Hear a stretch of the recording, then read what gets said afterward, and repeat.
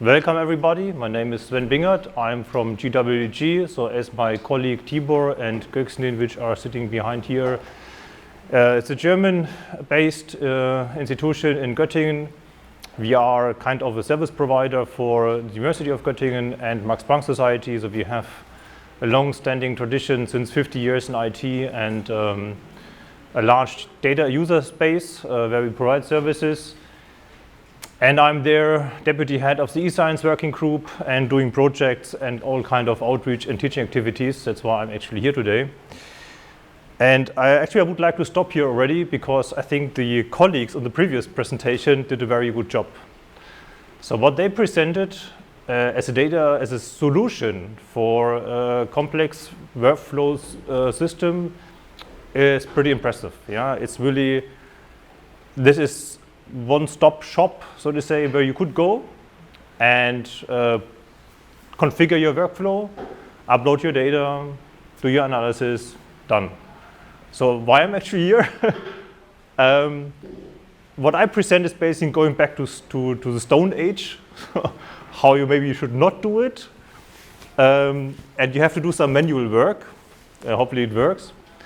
But I think it is also nice to say that you understand the steps in between. Yeah, so if you have this one-stop shop, you might have, I'm not sure about, but you might have some limitations, maybe some missing flexibilities, a data format is not supported, or so, something like this.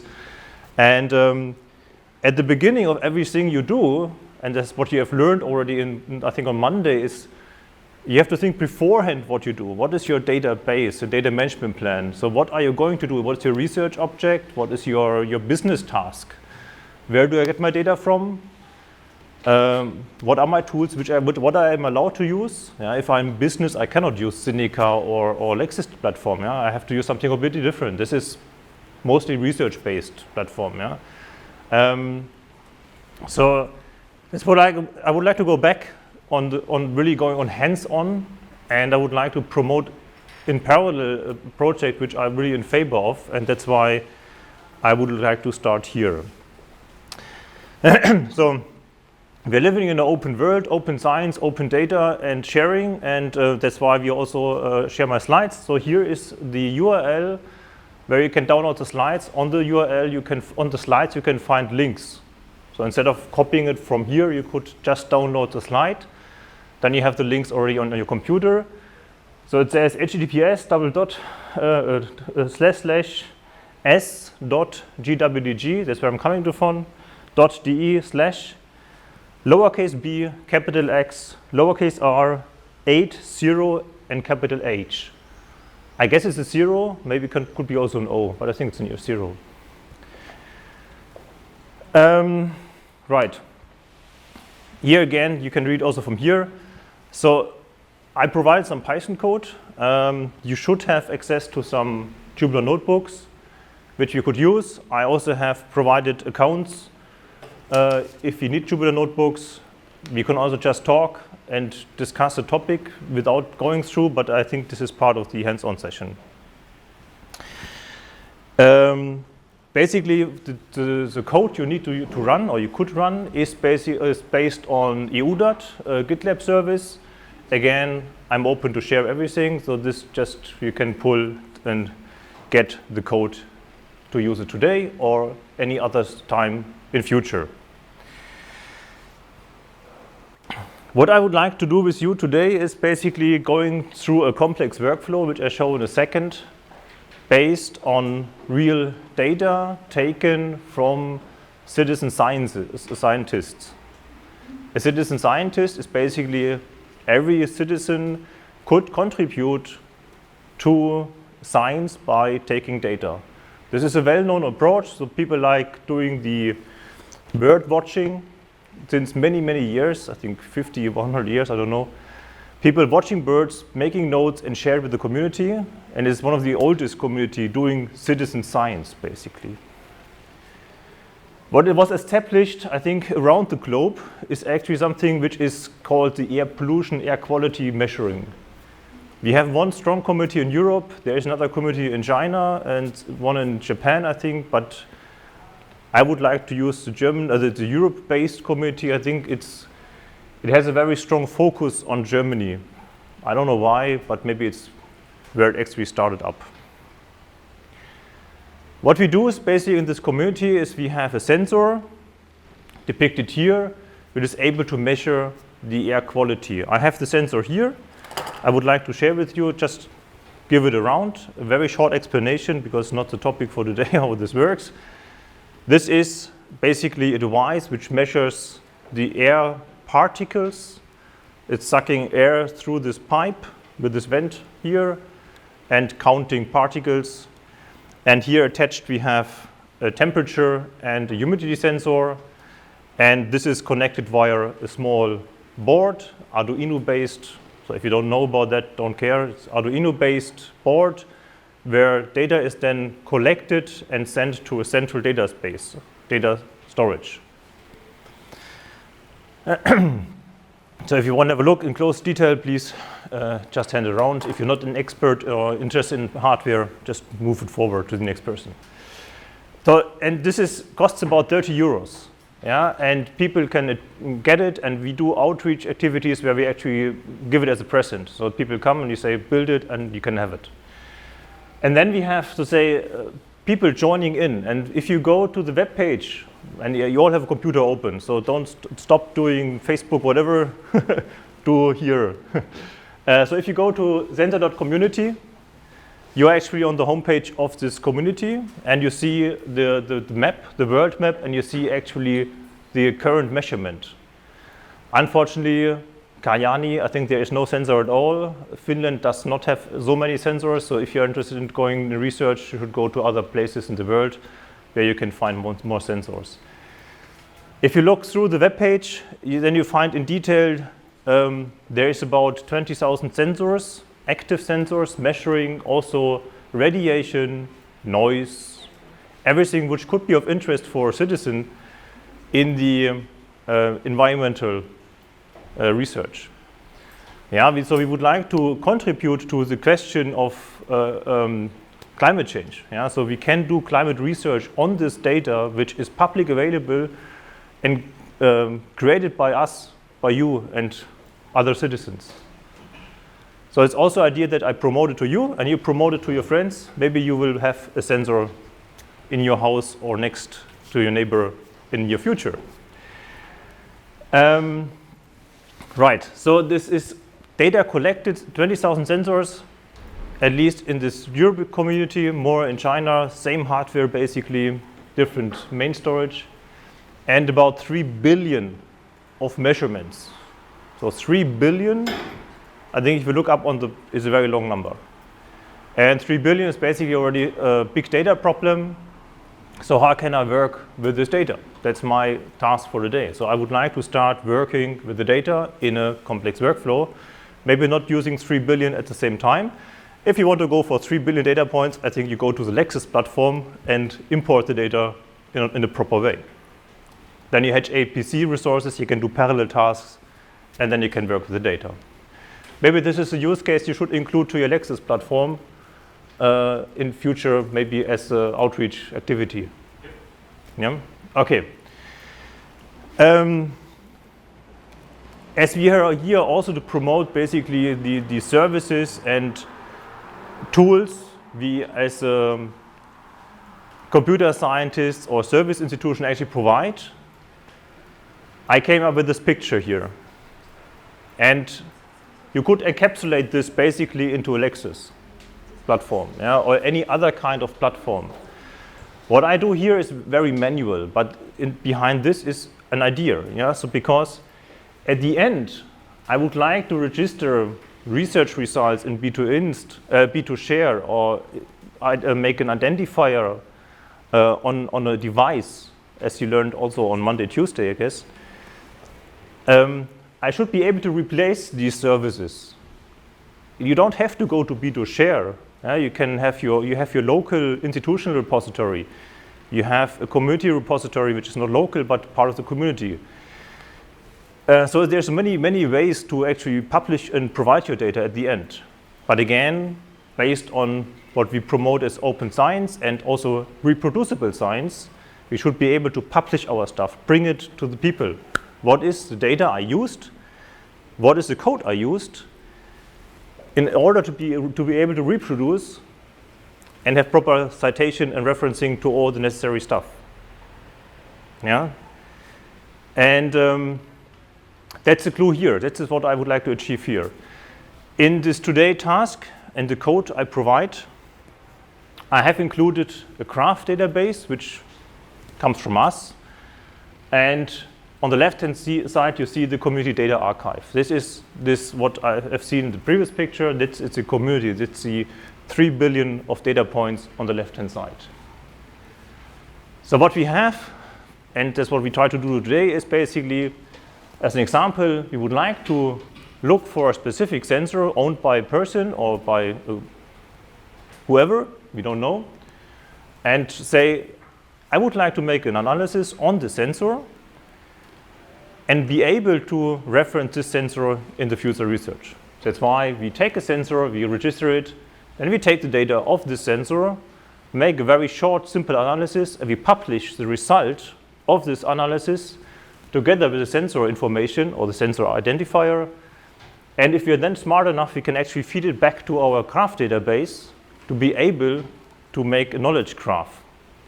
Because here we have sensor information, we can also link it, so to say, to make it smart, this knowledge graph, to go through different instances of information. In order to do so, B2Share, B2Inst, I hope you have experience now and you know how to use it. Otherwise, we should have enough time to go through the problems. And of course, behind that is B2Drop, B2Access, and B2Handle. Yeah.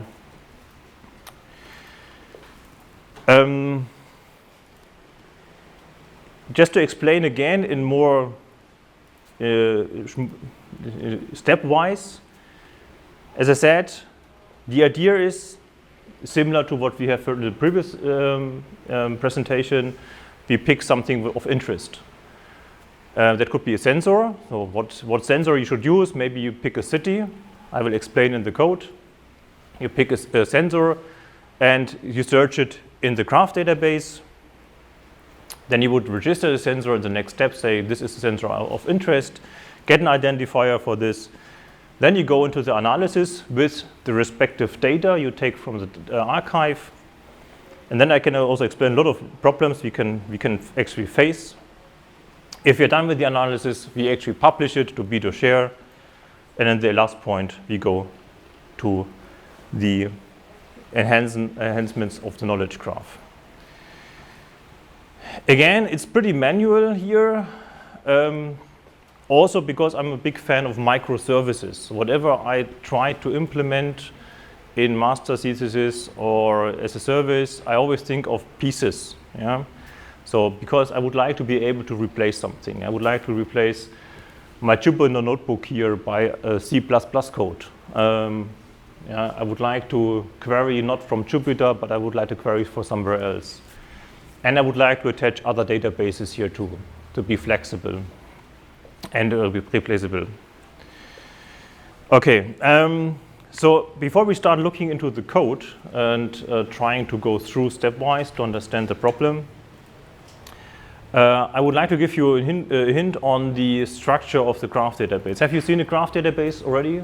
I think the previous presentation there was a graph database used, but I think not really visualized. And so who has experience with a graph database? Only 1, 2, 1.5? Okay. A graph database is basically a representation of information in nodes and edges. Yeah? So you have a node or you have different kind of nodes and relations or edges. There's different names for these in between the nodes. And usually this is what the common example is. The friendship graph is basically that you have a node being a person, this is another person, and then you would have as a relationship, this is a friend of. Yeah, so very simple. You can think of other stuff like this desk is part of the room. So you have nodes for rooms and nodes for desks, and then you say this desk is part of this room, this desk too, but we have another room with other desks. And you can build it up in a graph. It's just one way to represent it. Of course, you can have this in a CSV table or any kind of data format, doesn't matter. Sometimes graphs are easier to search in. And what we did before, also because I used this data already several times, we enhanced the graph already with some information to be able to search in. So we would like to understand what sensor or what data we would like to use. The graph contains following stuff. It's depicted here in the colors and the name of the nodes. This is not the data, this is the schema. Now, whenever you do something, basically you need a schema describing what you do. The wording of the object and so on. For example, if you have a CSV table, you have the first row explaining what the columns mean and so on. Similar as here, so basically you have a schema describing what kind of nodes, also desks, rooms, and so on, are existing and how they relate to each other.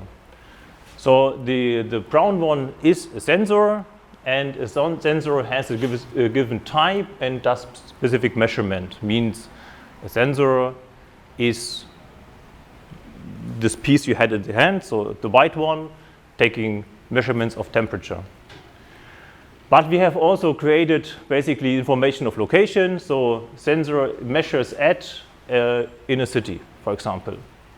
Yeah, and the city is located in a country, straightforward. Yeah, so that is how our database actually looks like. And don't worry, you don't have to write the query here. It's already part of the code. But basically, for a student, you would have to learn first how to query this information.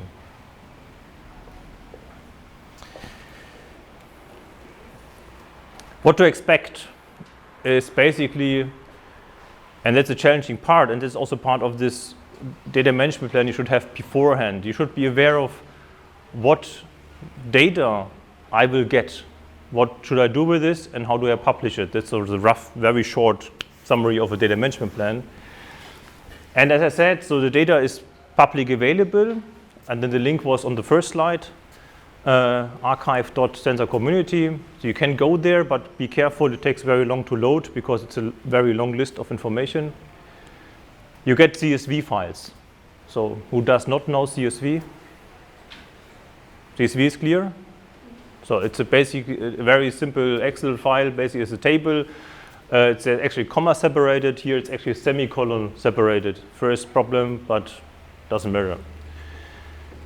And in this CSV, you have the headline, which describes the columns.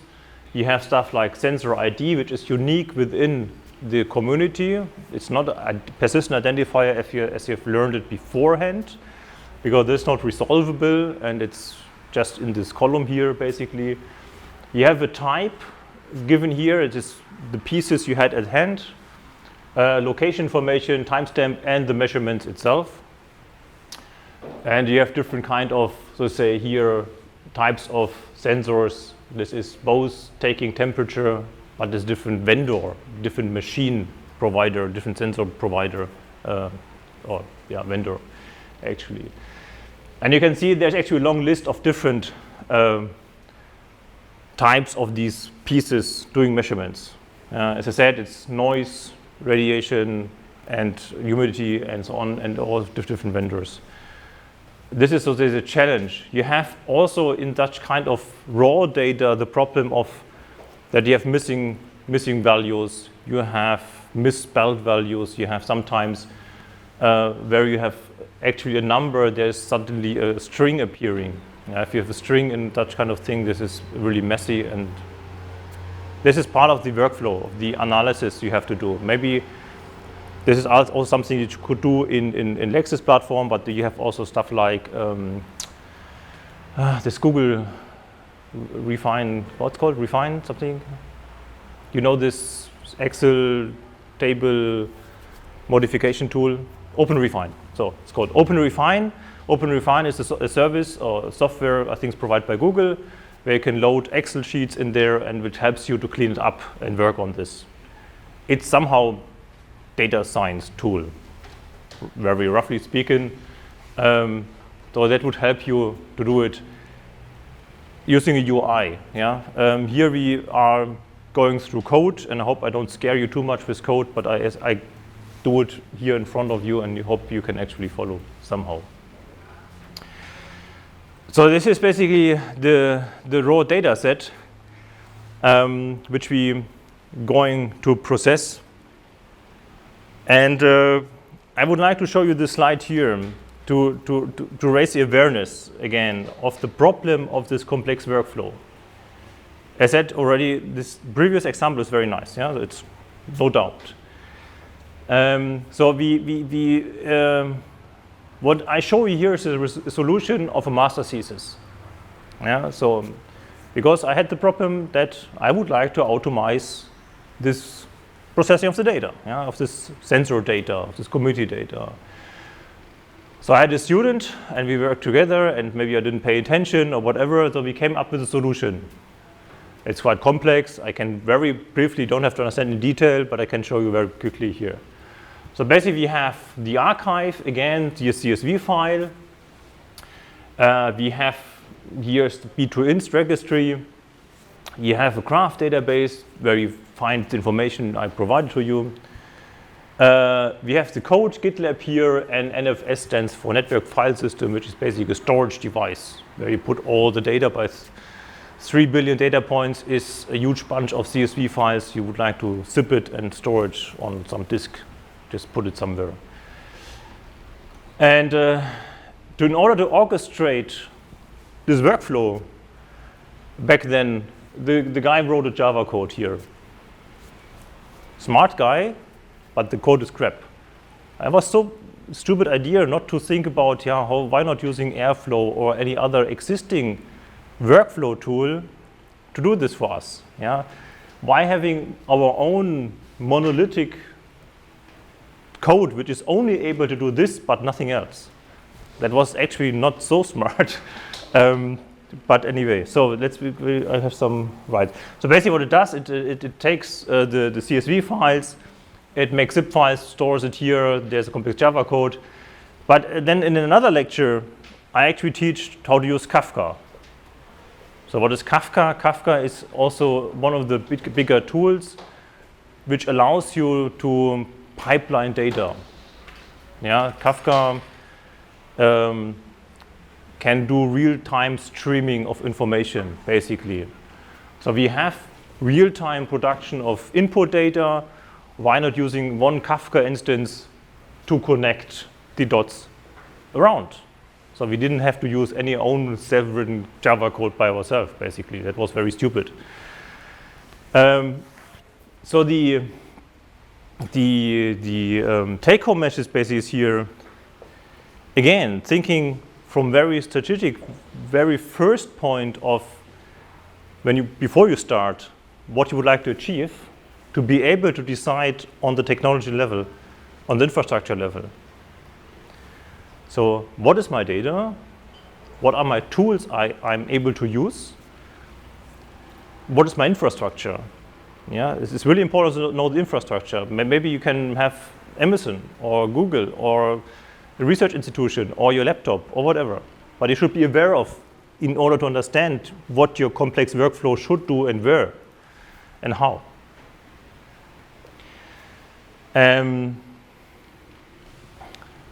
Right. So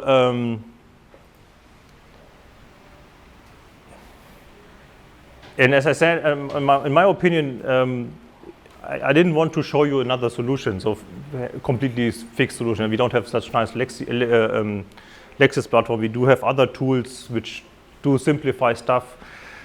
We use, for example, next to Airflow, we have something called Flowable. It's also a workflow tool where you can online configure workflow and execute this. But I think it's less fun and it's less hands-on.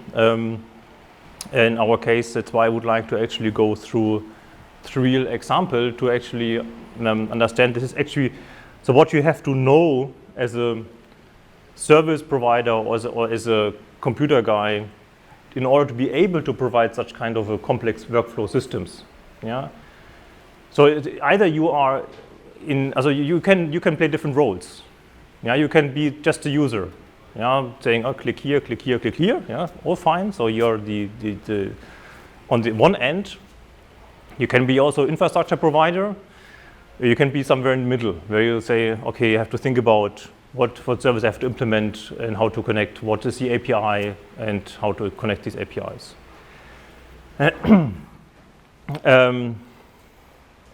Right. So, and for today, I would like to say, let's try at least to go through this more manual step to understand these technical steps we would like to go and see that's actually working. And if we then wrap this into an Airflow or other kind of platform by taking these pieces and plug it into Airflow or another platform, then we're done. Yeah, but we have to also understand these single pieces in order to be able to plug them there.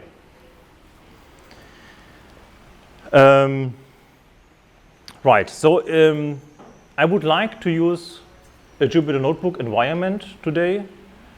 We have half an hour left. If you have access to one of the Jupyter Notebooks already, because part of the previous lectures, you can use those. You clone the repository. I think it's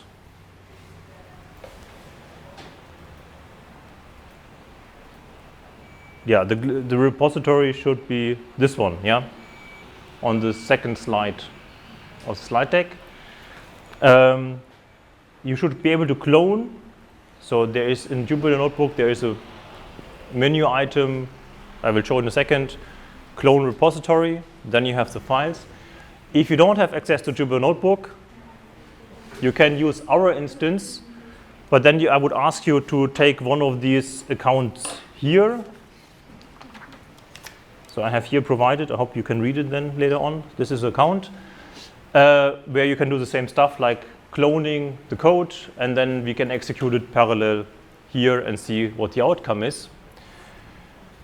In order to be able to do this complex workflow, you would have to have access to B2Share and B2Inst. I hope, and I think you did, create tokens there. Yeah. So, who does not have a token for these services? You know what so question again? Who does not have a token?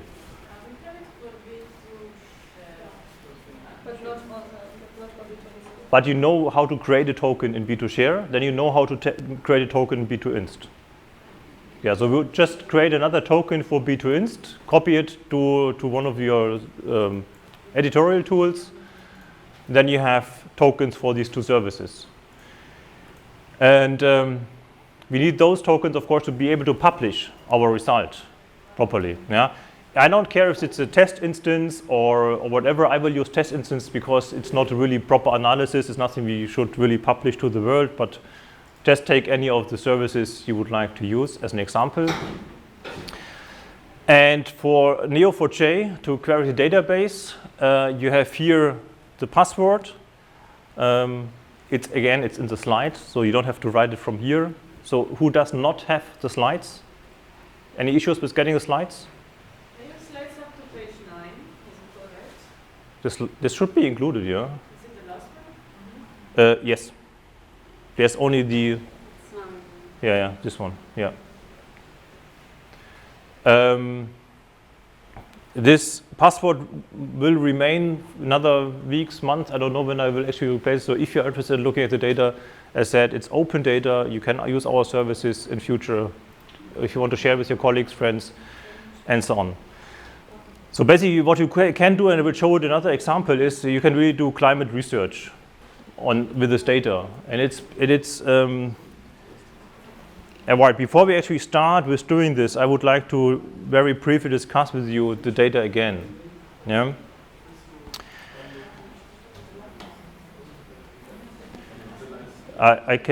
So someone asking about the slides. So if you go here, then you can get the slides. This is the link for the slides. Yeah, this must be a 0. It looks like it's a 0. Yeah. No, for B2Inst, can we do a token? Because I typed in here into the B2Inst Can you go to b2inst minus test? And then you can use b2access, or should they use b2inst? Both should work. b2inst GWDG or b2inst minus test, and there should be the same. It's the same UI basically as in b2share to create a token. Okay, I would like to challenge you again, so because I would like that you work here, and I have only 9 slides. This is for 9 hours. 1 hour is 9 slides, not so much. So you should work, not I.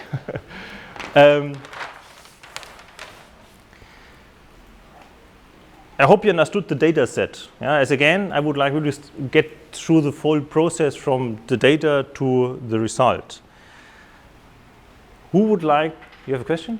If you can share the paper with the accounts, because in academic hell they cannot find my university. Yeah. Okay. Yeah. Then I will take one, and the rest just share with the colleagues.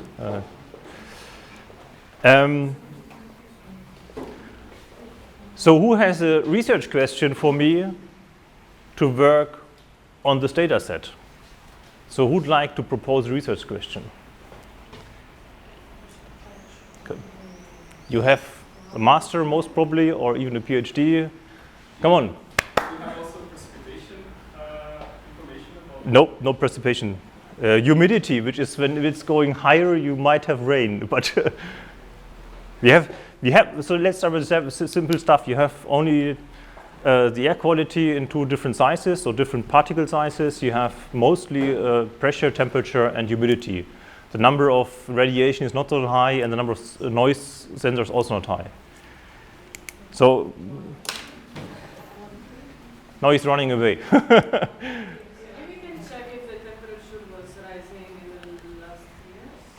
The temperature, okay. T increase over last years. Where? Everywhere. So taking all.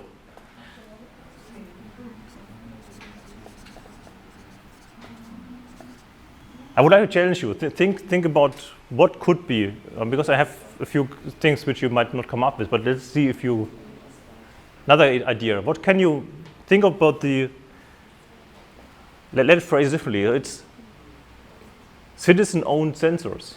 Does it help you to come with a question, a research question?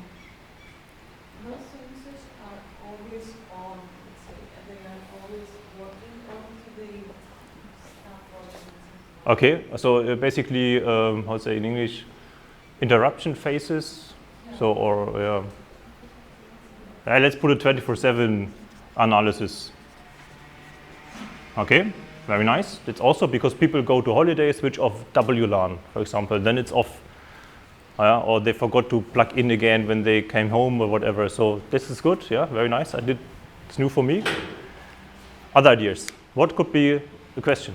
Should we investigate the relation between noise and air quality related to temperature? Okay, so making, so put here again, so noise, air quality, and what was the last one? Temperature. Temperature. I think like if a place has bad air quality and bad noise, that's the hypothesis. It's maybe because of traffic, and it's a very constructed area, developed area. It could be true heat island effect. In the opposition, if you have high noise and low and good air quality, you can be just birds and children playing. Lower temperature. Yeah, that's a good question. That's really also new for me. Yeah, it's cool. So more ideas. So who is from social sciences or somewhere not so technical here? Education. Education, yeah. What's your research question?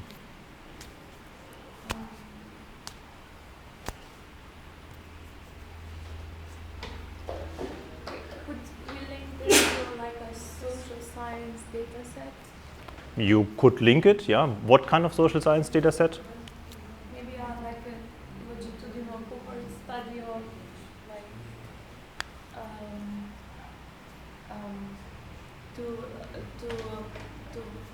find maybe if there is a connection between the noise quality and like in the area surrounding schools and maybe like some learning outcomes or something will be.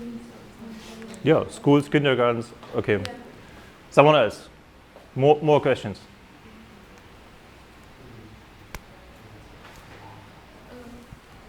You had a question.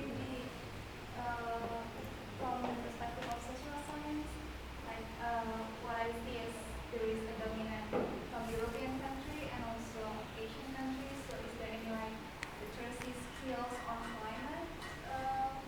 Yeah. Okay.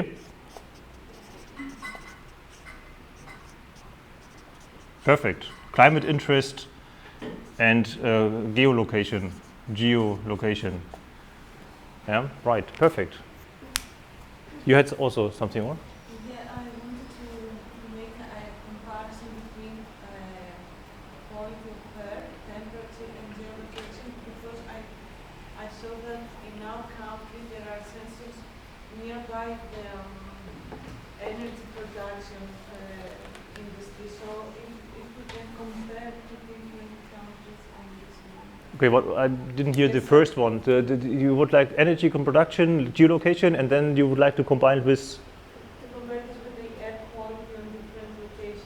Okay, yeah. So if you go for coal mining and coal energy production, then it should have a higher right. Okay, so energy production,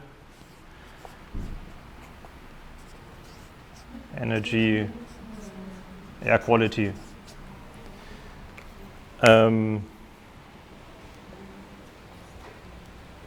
Right, and and actually this is what she said is actually pointing to the classical one I always ask. Then is this climate interest and so getting a sensor can be. I never did the study, but how is it actually related to the educational level of the people having a sensor, and how is this distributed in the country? Yeah, so that might be also an effect. Yeah, so and over time. So and because we have 2015 when it basically started, we had about a bunch of sensors. Now we have 20,000 sensors. So how actually was it developed? We have the migration flows of people. Maybe we have a migration of sensor information in the world. So how does it actually the information about this community is distributed over the globe? So the problem is that I'm not prepared to answer all these questions by typing Jupyter Python code on the fly. So I'm very thankful for these ideas, and if you're interested, you can of course work on this, and you will now learn how to actually access the data. So this is and that's I really would like to promote this. It's really 6 billion data points for really hardcore climate research or even social science studies or geoscience and so on. One point is, for example, early detection of fire in forest fires. Yeah, because when there's a fire, you have a high amount of smoke, which might be detected by nearby sensors early enough. Could be also included in there. So there's really a lot of things to do. Of course, setting up a system, a complex workflow, then we are back to the topic again, to use such as a fire detection system, you really have to go through the complete automation from getting sensor data, post-processing it, and sending out an email, alarm, alarm, alarm, okay? That's the point of the complex workflow. Okay, any questions about this so far? Okay, then I think we are at the end of the slides. As I said, you should work, not I. But I will show you the steps on Jupyter Notebook.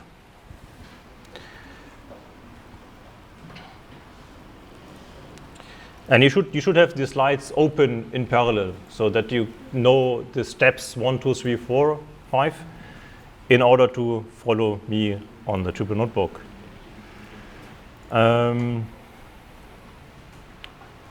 I have to restart.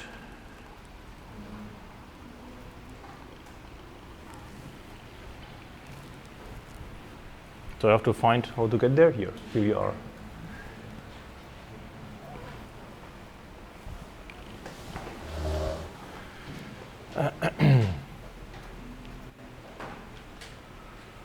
As you can see, I play around quite frequently with such kind of things, even though I'm not programmer, I'm project manager, so the quality of my code is not the best, but you should understand the steps basically. And so you should have some kind of a folder called EUDAT Summer School, which should have something like, as you can see on the left-hand side, some pieces of code. And basically, you should a bit less than I have, about 6-7 code snippets, and they more or less relate to the steps in this workflow. And as I said, if you understand these steps, we can take those, put it onto a platform, execute automatically. So I would actually start with the Neo4j Cypher query Python notebook. And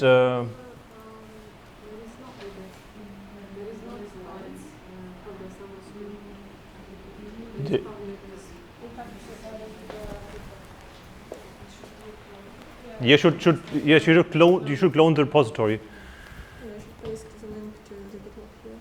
Right. Cloning is easier. Just go to Jupyter and you clone, then you have it. So you can also download first locally, whatever the path, what is most convenient for you. If you clone, it looks like I have. So you should have then in the home directory a folder with this name and then the files in there. So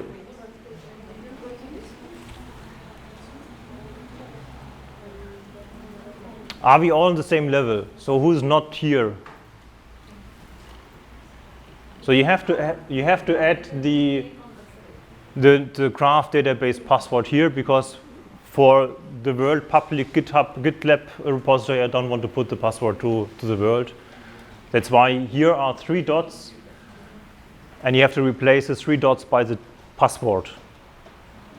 Yeah, I don't want to have the full world accessing our service.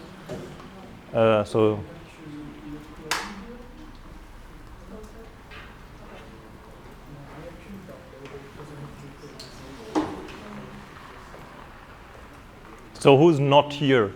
Hands up. Who just needs support? Let me quickly check. It says it's a read only. Use your own Jupyter environment. No, you are here. So where are you? Oh. Public. No, you go. Can you go to the folder thing? Did you clone already? Now click here again. You didn't clone yet. You have to clone the data set. Go to Git. Here? No. Go back to the service. Can you open Git again? No. Clone a repository. And then enter the URL of the slide here, and then you should have the files. Just the slide. No, on the slides. Go to the slides. Is the word from? You can take this one too. Yeah. Yeah, it is the same. Yeah. Put it there. And this also? No.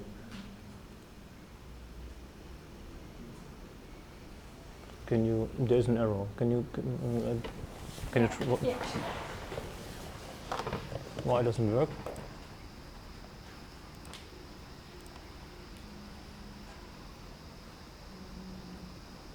Yeah, let's try again.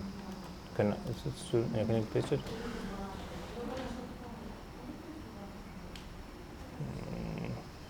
Where's? Can I? It's here. It's here. Maybe it's slightly different. We copy this one and we go here.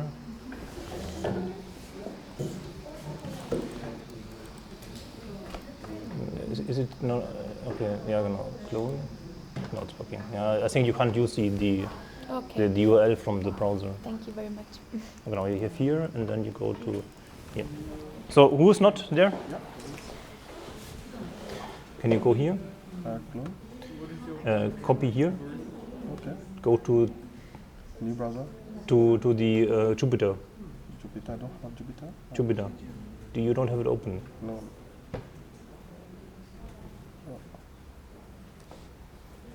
You have a Jupyter environment open? No. And then open a browser. Yeah, so go to Jupyter minus cloud, yeah, return. And then log in. Did you get one of these pieces? No. No? It was handed around. Is there some leftover of these accounts? So I will take one from you. Can we use twice for one of these? No. I can give it. I already used it, but if it is. Yeah, then it's confusing. No, it's not a good idea. Let me try the first one. So username, password. Yeah, take the first one. Who else? Not without? Yes, username and password. Right. Username, password Username, password. for this session. Yes. And then you should end up on Jupyter Notebook.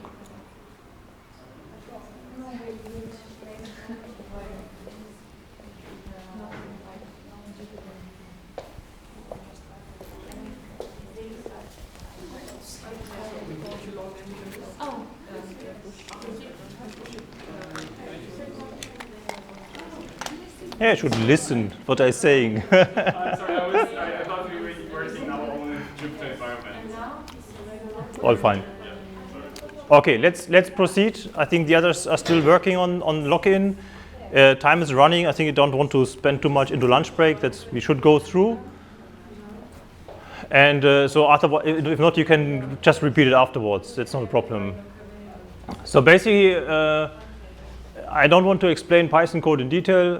Those who know Python should identify very easily what is given there.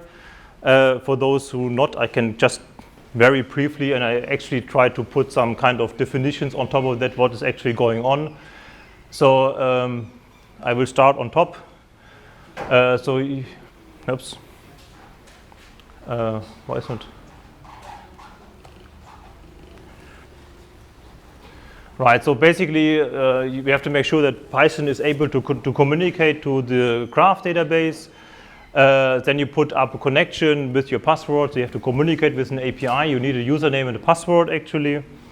Then you define a function, and if you can see here on this line, this is actually a query, a question to the graph database. Yeah, so each database mostly has its own query language. Yeah, and this is something other tools actually can abstract, can give you help, support on asking questions to the database. So you have heard about SQL. So who knows SQL? Yeah, so SQL query is something like select, blah, blah, where, blah, blah, blah, and so on with clauses. In the previous presentation, it talked about Elasticsearch. Elasticsearch has its own query language. Time series database has its own language, and the same is also true here. This is basically a query of a graph database, so match, so find sensors, measurement location, city, and basically you can search for cities in here. So you have to, so if you want to search other stuff, you have to modify this query, which is very complicated for you. That's why I would skip this.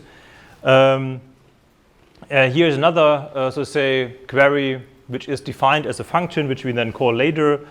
If we then go through, we can actually ask on this line about available cities. So I hope you can get to this point. And the point is now that I actually limited the result to 10 cities to be presented. So if you increase the number here, the limit, more cities could be shown. So please try out if you can find more cities, and maybe you find one of interest, which is of interest of you. Of course, maybe not so easy because you don't have the map in front of you, but let's go over this. Pick a city here which might be of interest. Yeah, of course, many German cities because it's pretty Europe German-based data set, unfortunately. So if you pick a city, so I would like to have all sensors which are located in a specific city. Then I ask the next line, basically, return all the sensor IDs, which I showed you before. of a given city. So if you just execute as I do, I think I picked Göttingen as a city, and you can see here then the list of cities, of sensors in this city. Yeah, it's very straightforward, and of course this could be automized. Yeah, why should I always query by myself? Maybe I have a city, or I do it by geolocation. I give a rectangle of coordinates and give me all sensors in this coordinate. This is just to understand. This is say asking for information about a sensor. If you then take one of these sensor IDs, because this is unique in the system but not yet a persistent identifier, then you can actually jump over to the B2INST registry notebook. This is the second step in the workflow. Yeah, so can we quickly repeat? So you have your query, you go through and you have identified one or many sensors which could be of interest for your research. Pick one ID, one sensor, and then go to the registration. And this is code which is similar to what I think Göksin showed this week already. Again, you need to have access token, URL of the service. And again, here it's just one solution. You can have other registration platforms. Doesn't have to be B2INST, can be any other kind of solution. And here I placed, so say, my ID of interest. This is one sensor I picked from the previous page, saying this is I would like to register. And if I click through this notebook, so I execute this notebook, then I first create a craft record, which you have learned already this week, until you publish the record, and then you have actually created a persistent identifier which points to the sensor which you are using for your analysis. And that is very important, yeah, because you would like to include this linked information in your research, in your publication. That's why that means here it's noted, please copy this identifier in order to be able to share the information on the next step. As time is running, I would rush a bit. I have created here a very simple analysis solution. Again, I have the sensor selected based on the ID on the very first notebook. You don't have to follow me in detail. I read now, right, I have here created some JSON information, doesn't matter. First, I have to get the set data, sorry. Wrong order. Of course, we have to download the data, I forgot this one. Now we identify the sensor, and we need to get the information or the measurements of this specific sensor. Yeah. So what you need basically is the sensor ID again, and you need to have a date, for example. So what date you are interested in for the measurement. So you take this information, and then you can query the archive. The URL is given here. This is basically where you can find all the public accessible raw data which are you interested in. Again, this is one solution to use just Jupyter Notebook to download the data. You can use other tools, link this data and so on. This is one possible solution to go to. So if you go through here, you actually, sorry. So I can click through and it should work out of the box.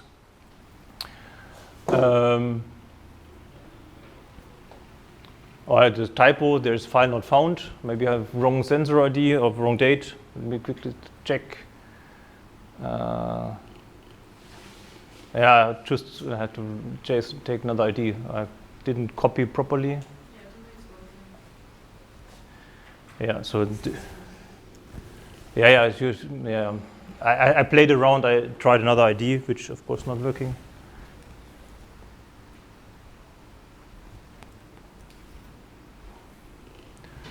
Go through. Right, so and then actually your file appears here. Yeah, your CSV file is here. So not fancy. Yeah, it's just basic stuff. So it's not iRods or any other fancy repository, but you have the data here to work on. If you then go to the analysis, it actually reads the file, and then you can see the air quality on a specific date. Yeah. I would like to focus again a bit on the publication step. That's why we skip this analysis. If you want to publish your result now, let's say to B2Share, and there's a B2Share upload code in here too.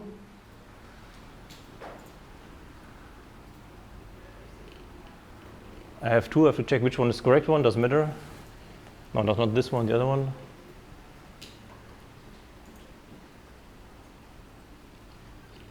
No, I messed up my folder. In the B2Share upload, the important part is that I would like to upload not only the CSV file, but the interesting part is that with this, what you have as code, which I just messed up, is that you upload actually the full analysis notebook. Yeah. So in your code, you should see that this full notebook is used to be published on B2Share. This is a strength of Jupyter Notebook, for example, that if you publish the Jupyter Notebook, you have a full package again. You have the code and the visualization, for example, the result. So basically, if you would now go through the B2Share upload step, you have the CSV file, you have the code, you have the link to the identifier to the sensor, and you have metadata which you learned previously to describe what you've done, what was the research, what is the result, and so on. And everything is bundled in one publication in B2Share. And then you can, in the next step, go and say, I will publish this also in the graph database, where I say I have a new data set, I have a new publication, which refers to this sensor. So right now would be the lunch break. I would like just to show you again one analysis example to show you the strength of the data, and then maybe one concluding word, and then you can go for the lunch. This is based on, this is actually German because it's based on a research assistant, a lady from the 8th grade school. Very smart girl, so it was really impressive. And so what we did, we actually used the data to make an analysis, to show some power of this data and so on.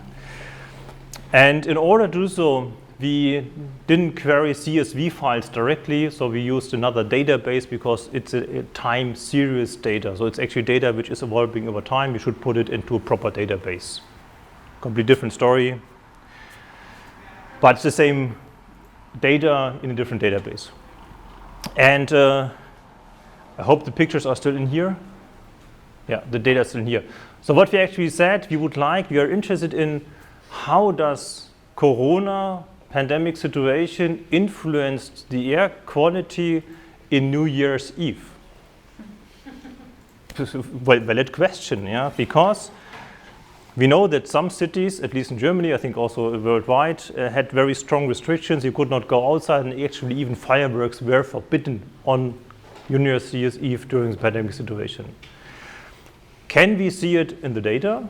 That was our question. Can we prove it? And I think there's also a public real publication on this based on the same data set. And as you can see, it's mostly very simple code, a bit of statistic. It's not really deep science, data science, or deep learning AI. It's really statistics, but it's still impressive work.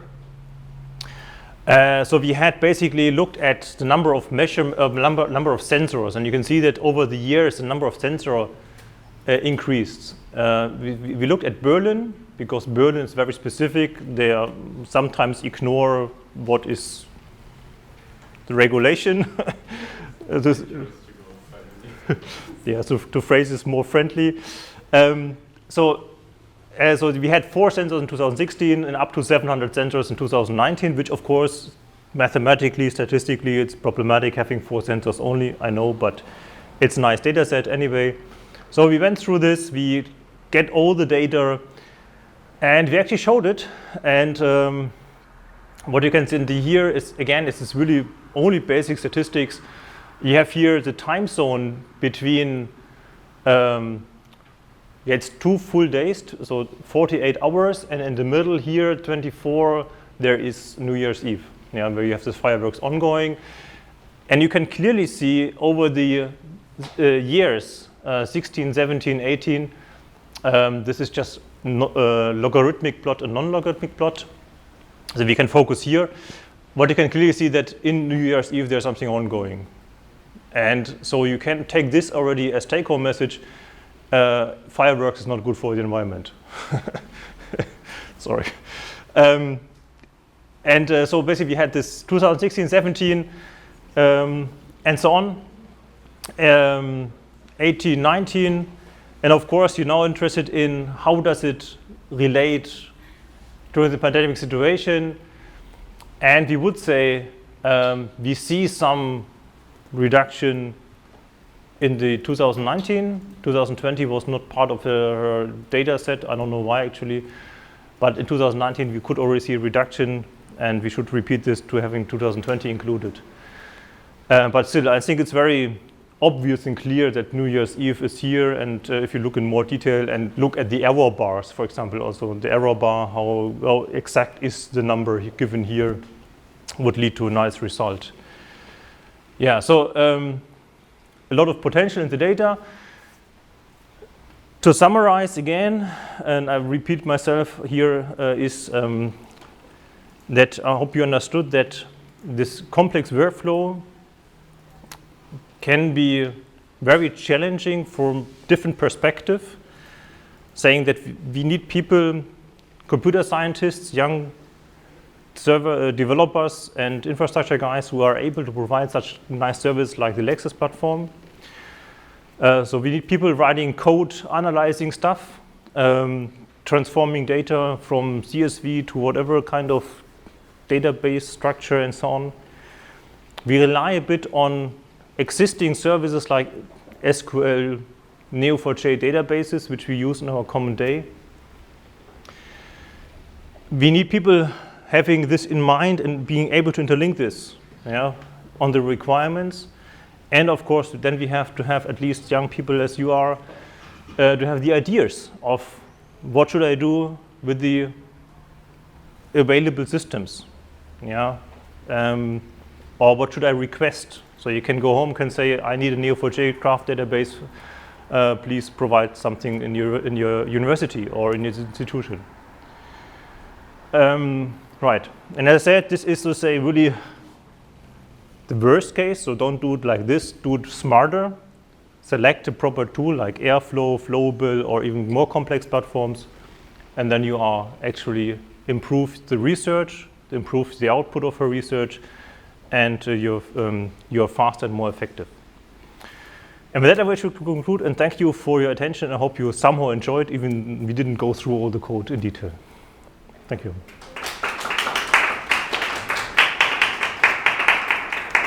Do you have any question?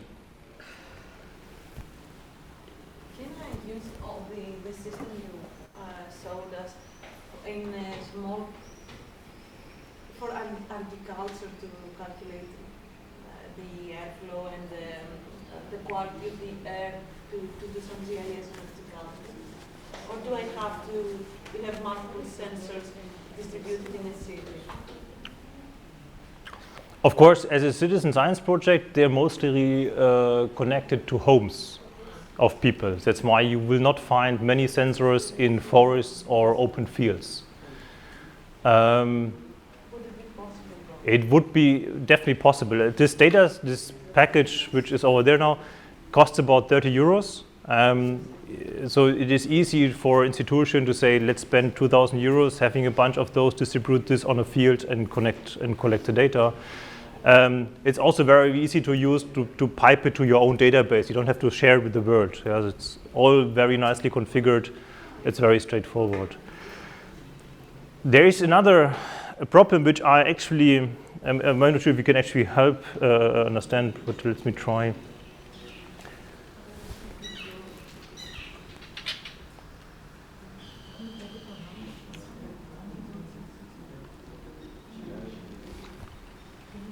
This is I would say a physical problem. I'm actually astrophysicist by training, so not a computer scientist. So you have here the measurement of the local quality at a given time. The question now is, so here it's red, for example, so maybe someone was smoking next to the sensor, or fire or whatever, or a truck, diesel truck was next to it. But it could be also pushed from west by the air, by wind. Yeah, so we don't know. And from the physical point of view, you can try to take the time-depending thing and compute the sources. It's just a mathematical operation, it's differential equation, integration, and so on stuff. It's a quite complex problem. But in principle, you could calculate backwards where is the source, where does the pollution comes from. And this is because I don't have time, never done yet. But you understand the problem? So we know there is dust, but we don't know where it comes from. Yeah, you can assume, yeah, if there is red and there's a highway, you're sure it might be from the highway, but you never know. But with the backwards computation, doing the differential equation properly, then you can actually compute the sources with some errors in there, of course. That's basically what you asked for, the agriculture thingy. Yes, I would like to know where it comes from and so on, and then if you do it properly, you can do this also to define the sources. Any other question? I have more a practical one. I checked the sensors and I checked our Slovenian area, and it's not so densely so I have a question. Do you have an idea how did you manage to get so many people to use it in Germany and just That's the same question I think Mark actually asked me, or someone asked me today at the coffee break, lunch break, no, breakfast. I don't know, and actually I'm not part of this project. Yeah. I'm just convinced that it's a very smart idea, and I'm really in favor of this, and including scientists. And now you know, and you take it home hopefully, and you may talk to someone else saying, yeah, but there is for 30 euros you can have this, and you're part of the network and so on. What we do is also in our institution, we have stuff like Night of Science, where in Göttingen people come and look at what scientists do, the mathematicians, biomedicine, and so on. And last time we provided a hands-on desk where people could actually connect the sensors, put the software on, and take it home. So we handed out 100 sensors for free. So, and then people get interested, and they have friends, and so on. That's why this is also another research question I would have, is basically how does the distribution works? And I can only say, if you like it, promote it. That's the only thing. I got it from a friend, which we had a project on agriculture. That was also shown the Lexis platform, what I'm interested. So we had an agriculture project, and one of these guys of the agriculture project was one of the initiators here. And he said, yeah, here, look, this is cool. I said, yeah, this is cool. I like it, yeah, because you can do a lot of things here, yeah, like you can do research, you can do infrastructure, you can do teaching, you can do master theses, you can do a lot of things here. That's why. Thank you for the idea, because we're applying to this researchers' night project, and it's a great idea. Yeah, perfect. Yeah, but if you have any question, so if you have any question about the code, about Jupyter Notebook, use our services, use this data, feel free to contact me at any time. Yeah, so you should have my email somewhere, somehow. If not, it's my name at gwdg.de. I'm open to discuss any other further issues, of course, but you still open time for questions if you have more.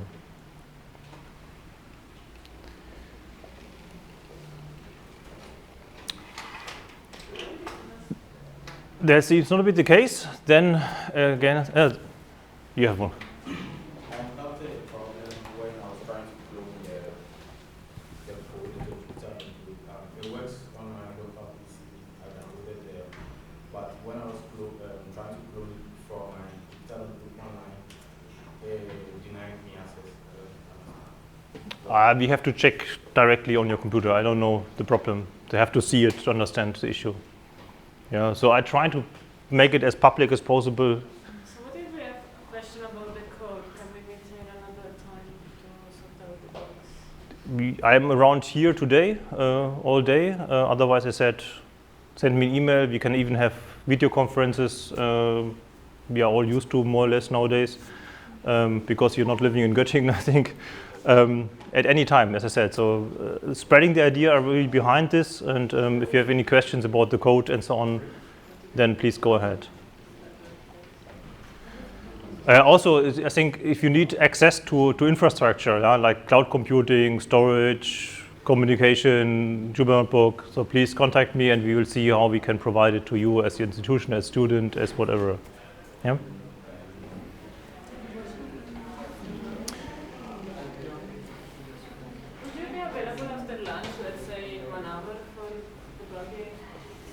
Sure, I should take some kind of interview at 1 o'clock there, but after the interview, I will be somewhere in the entrance area of this.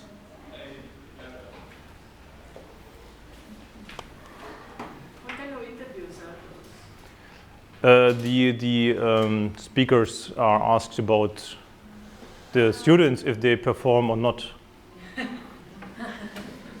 I should have told you before, right? I forgot. No, I think you did a good job. So I think at least also discussion on the research idea was quite fruitful. And yeah, for debugging, I will be available later on. And now enjoy your lunchtime and enjoy the rest of the day, and also the visit in the new data center Lumi.